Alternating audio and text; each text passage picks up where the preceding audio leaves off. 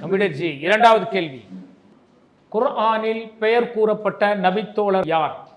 Abu Bakr ரலியல்லாஹு அன்ஹு, உஸ்மான் ரலியல்லாஹு அன்ஹு, சைத் ரலியல்லாஹு அன்ஹு, வலீத் ரலியல்லாஹு அன்ஹு. உங்களுக்கான நேரம் ஸ்டார்ட். குர்ஆனில் பெயர் கூறப்பட்ட நபித்தோழர் யார்? அபூபக்கர் ரலியல்லாஹு அன்ஹு, உஸ்மான் ரலியல்லாஹு அன்ஹு, சைத் ரலியல்லாஹு அன்ஹு, வலீத் ரலியல்லாஹு அன்ஹு. சி, சைத் ரலியல்லாஹு. கன்ஃபார்மா? இன்ஷா அல்லாஹ். லாக் பண்ணிடலாமா? இன்ஷா அல்லாஹ். டைம் இருக்கு. இல்லை, சைது தான் குர்ஆன் நான் படிச்சிருக்கோம்.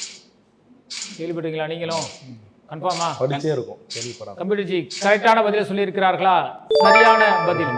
இதற்கான ஆதாரம் அல் குர்ஆனில் 33வது அத்தியாயம் 37வது வசனத்தில் ஸைத் என்பவர் மனவிலக்கு செய்யும் நோக்கத்தை அவளிடம் நிறைவேற்றி கொண்ட போது அப்பெண்ணை உமக்கு திருமணம் செய்து வைத்தோம் என்ற செய்தி அல் குர்ஆனில் 33வது அத்தியாயம் 37வது வசனத்தில் இடம்பெற்றது.